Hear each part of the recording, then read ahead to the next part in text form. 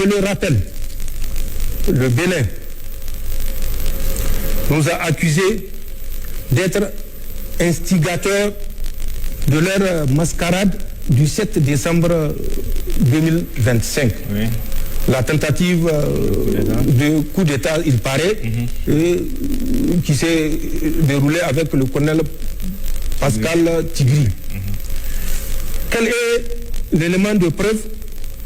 Ils disent que 2 jours avant, nous avions retiré des conteneurs, donc des camions, des trailers, des camions remorques qui servaient de barricade entre nous et eux. C'est ça que nous avions conservé avec, bien sûr, des forces pour sécuriser l'obstacle jusqu'à date.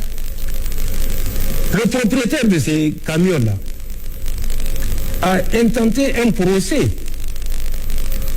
au ministère de la Défense où on lui a donné raison. C'est vrai, on nous accuse d'être des putschistes, mais nous ne méconnaissons pas les droits de nos citoyens. Oui.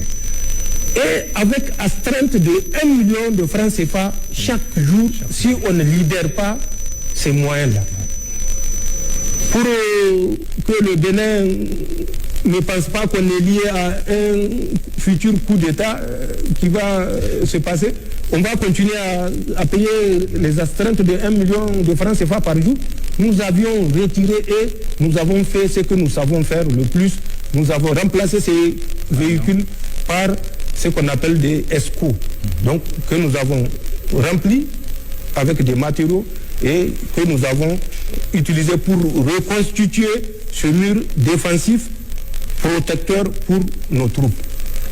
2 jours après, Tigri a fait ce qu'il a fait et ils se sont répandus pour dire, jusqu'à aujourd'hui, dès qu'il y a une audience, c'est le Niger qui a tenté de renverser Patrice Talon. Tout simplement pour avoir la sympathie de l'Occident.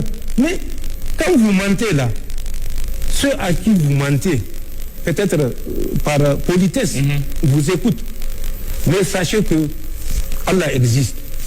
Et même s'ils ne croient pas en Allah, ils croient au vaudou.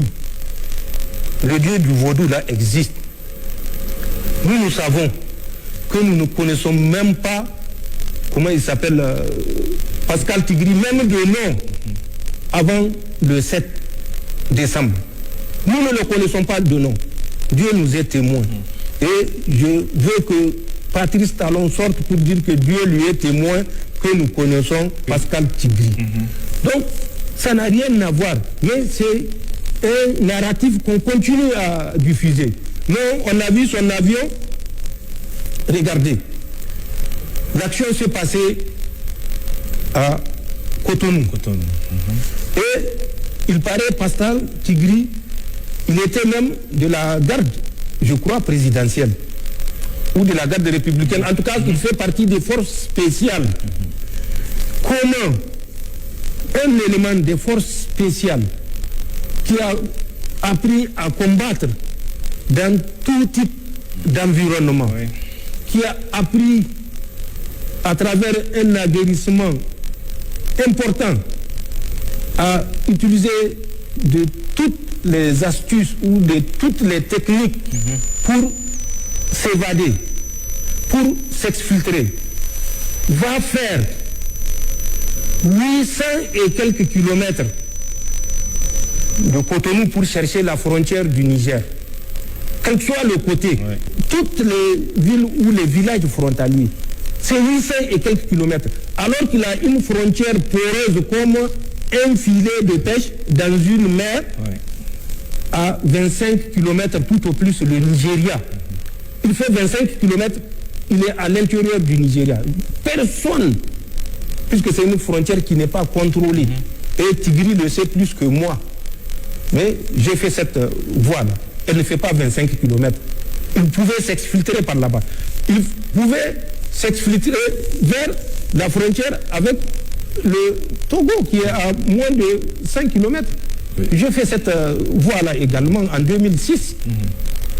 Donc, il ne fait pas tout ça. Il choisit de s'exfiltrer par le Niger, puisque c'est le Niger qui doit être indexé. Mieux, on dit qu'une fois après, bon, peut-être comme le ridicule ne tue pas, ils ne se rendent même pas compte que c'est du ridicule qu'ils racontent, puisqu'ils continuent à le raconter. Ils ont dit, ils ont suivi ses déplacements. Je ne sais pas comment il a fait pour arriver jusqu'au Togo. Et qu'à partir du Togo, un opérateur économique burkinabé a envoyé un avion pour l'amener à Niamey. Et à Niamey même, il est dans la zone ministérielle à côté du Premier ministre. Vous savez où loge le Premier ministre. Ah, oui. Est-ce que le Premier ministre loge dans la zone ministérielle? Ouais. Donc, c'est pour vous dire ces aberrations. Et ce sont ces aberrations qui sont en train de répéter à tous les visiteurs. Ils organisent même des visites guidées. Mais que Patrice Talon sache que nous avons pris notre destin en main.